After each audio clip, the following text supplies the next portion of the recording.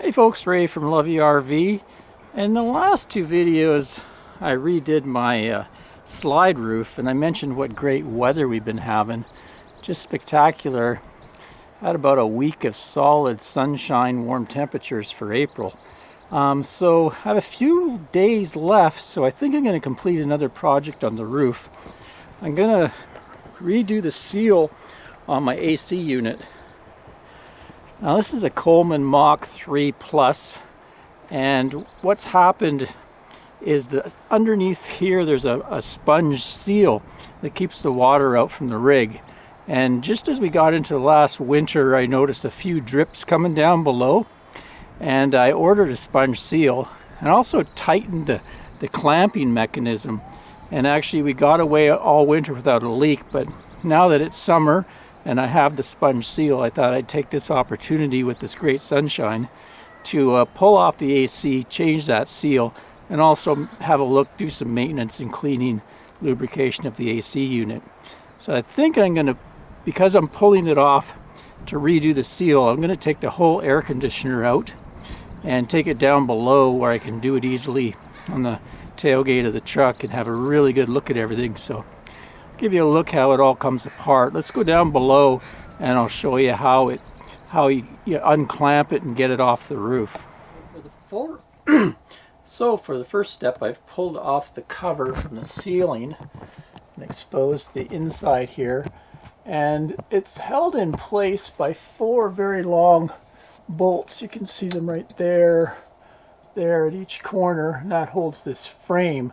And when you tighten it up, it sandwiches this frame and then the air conditioner on the roof. So I just got to unscrew them. They're 5/16. Take all 4 of those off, and then I can get this frame down. There we go. See how long they are. Quite long bolts. And then also up here, now the thing's ready to lift off the roof. But I still have some wiring up there, and a control box. So I think what I'm going to do is on the roof, then I'll take the top part off up there, and I'll undo the box and stuff up there. It's easier than trying to do it below here. I'm going to peel the covers off the air conditioner up there.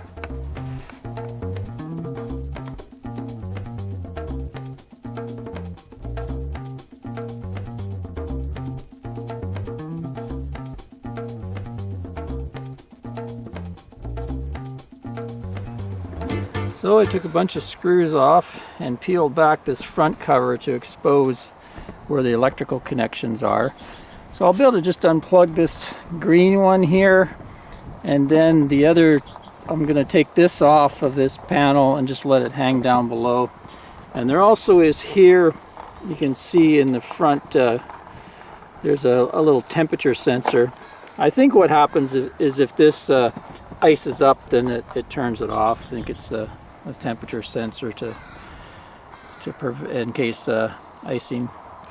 Anyway, let me get that down there, then I can lift the rest of it off the roof. There we go, I just shoved it down below. And one thing I should mention, you should turn your power off, unplug the power from your camper, or if you know where the breaker is for the air conditioner, turn it off, just so you don't have any power in your wiring at all. There we are, there's the underneath. And this is the gasket I'm talking about. It actually looks in pretty good shape considering our trailer is 10 years old now. And it's been exposed to a lot of different weather. But yeah, it looks good. I'm going to replace it anyway because I do have a brand new gasket. So I kind of looked under here and folded back the rubber roof and exposed some of the wood. And I don't see any evidence of it gotten in there. All this wood looks really good. I'm really happy with that. No mushiness at all. It's all clean. I'll have to clean up the roof area here before I put it back. But right now I'm going to take this down below and we'll get to work on changing the gasket here and also kind of cleaning things up and having a look, inspecting it, maybe doing some lubrication. Oh yeah, it's much easier to work down here. See, I've started to strip things apart. So both my coils, the evaporator and the condenser coils, look really good. No problems there. I did a major maintenance cleanup a couple years ago after not doing anything for about 7 or 8 years. This coil was just covered in stuff. So I'll link back to that if you want to see that. I did it on the roof and cleaned it all up, used all the right sprays and stuff like that. Also at that time I got myself some straightener combs for the fins, so you can go through and repair any that have been bent. A couple different types anyway, so they help that out. But this time what I'm really interested in is that motor. I did have one time where this actual motor stalled. So when this motor spins on the outside, it spins a fan. So on this side the fan turns at a high speed and it blows air through the condenser coils and it cools everything down, comes back, gets compressed, and then goes through the evaporator coil here. This is the air being sucked through from the rig. It goes through the evaporator. This is really cool, and the air on the cool side comes out this side, and there's like a squirrel cage fan, and that's sucking the air through, and then that blows it down into the rig and through your air conditioning vents, etc.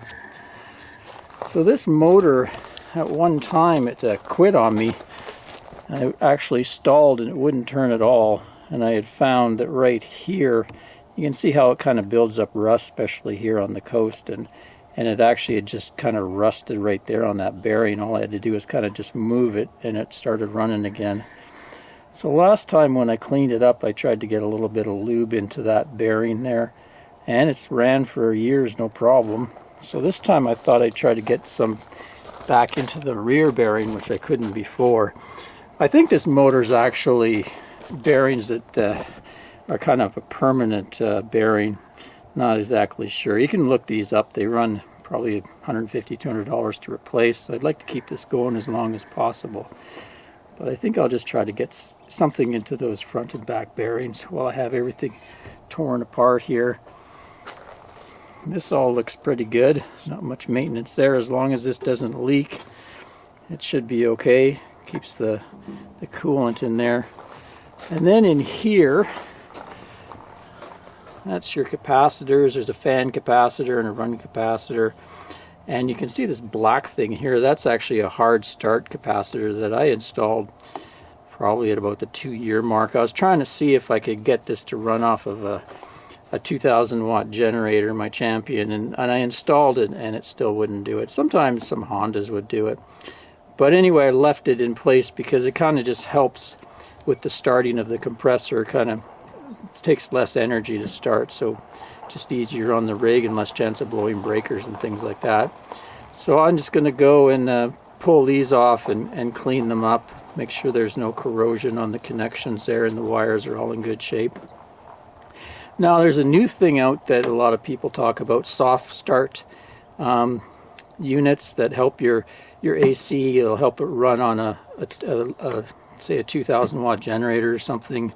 There's a few different ones on the market. They're always pestering me to install and review them, but really we don't use our AC much other than on hookups, and I don't really need it for that. And when we're boondocking, we're not really in really hot environments. But if you guys feel that maybe I should take them up on it and install one, let me know. I know the last time they asked, I said, oh well, I'll get both of them and compare. How about that? And then I never heard back from them. So I don't know. Anyway, you can look around for those if you do have some kind of need to run on a lower power generator. So I just used some of this Bow Shield T9 lubrication and tried to get it down into the bearing hole. And then the other rust stuff I wiped off. I wanted to try this rust inhibitor that Lippert sent me called Chassis Shield. Just sprays on, but I just sprayed it on a cloth and wiped everything down. Wiped down some of the compressor there that looked like it was starting to rust. Anyway, hopefully that'll extend the life. Like I say, it was working the last 2 years, no problem. And there's no play in the bearings, so hopefully that motor will keep in shape, but maybe I should get a close-up of that tag just in case I have to replace it. At least I'll have the numbers. I won't have to go up there and find them again. Anyway, you can see it's not a huge job. There's some wiring to do in here. The motor just bolts in place and the wires in there, and then you put it all back together. It's always good to kind of explore what it would take to do a job. Then if you're on the road somewhere and you really need your AC and it breaks down, you can actually fix it yourself, get the part.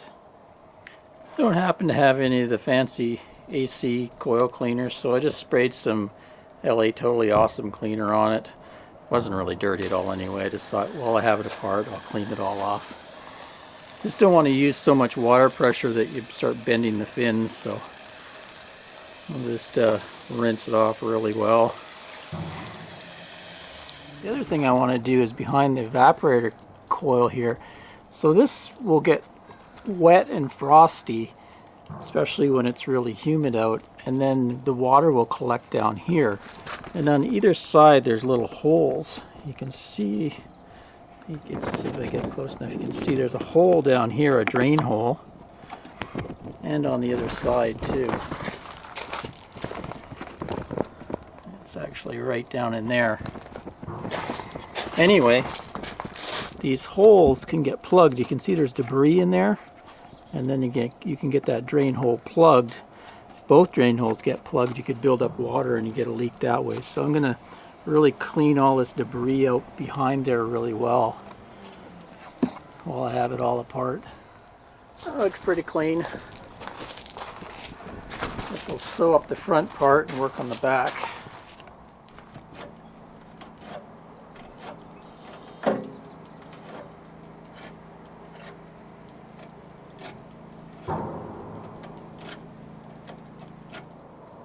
Okay, time to replace the gaskets. Got upside down. There's a square one and a couple of leveling gaskets. Here's the kit I got. So these are for leveling. This one will go right here. It's much taller, but you can see how compressed those gaskets are. And then this is the replacement for the other side. So I got to peel that off and get rid of all the old material and clean it up really good so I can lay the new gasket material. Well, that's a major pain to get off. Took me a good half hour of scraping and wiping. Used my hive scraper, then used some mineral spirits, poured it onto the foam and let it soften the glue, got most of it off, and finished it off with some LA's Totally Awesome and finally lighter fluid. I think I got enough off, so the next stuff will stick pretty good. There we be, new gasket installed along with the shims. I'll go up and prep the roof for reinstall. Okay, got the air conditioner back on the roof. Cleaned the roof up as best I could under there. So I'm going to lay that down over the opening, then I can go back in and attach the screws back in the holes. There's the holes there that those long screws fit in. There's the bottom of those drains I showed you. And you can see they drain out onto the deck. And what would happen on my Cougar is that all the AC water would go down and it would pool in the corner over there and actually run over the corner. So on a warm day, especially when we were in Florida, it's just constant going down that corner, and I didn't like that. So I installed a piece of rope, just poly rope, and made myself kind of a DIY gutter over to the edge. Then the water would drop into the gutter and go out the normal gutter. I think that's worked out good because I used to always get bad stains behind my AC because the AC water kind of would be hard in some places, and I have all these big stains back in the corner, but that really helped me out. Did that after the first year owning this thing when I saw the ridiculous setup they had in that corner, because it would actually make a puddle first and then pour over. Anyway, let's keep going. Okay, all back in place. Let's give her a try. See if she's still working after all that.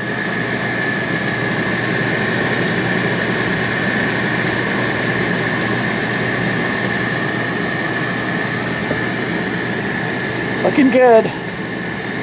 Go check the top side.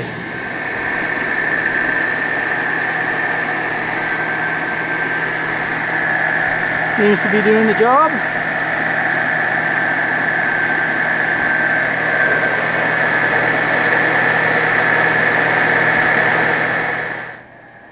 seems to be cooling the air pretty good now.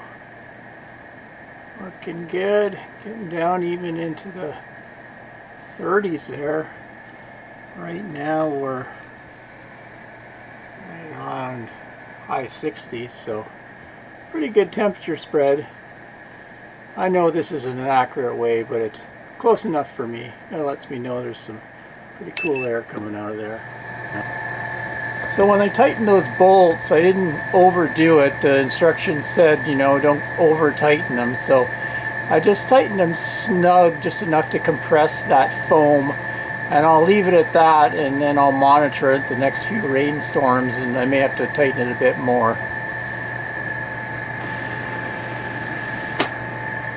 Well, it doesn't sound too excessively noisy outside. They aren't the quietest of things at any given time.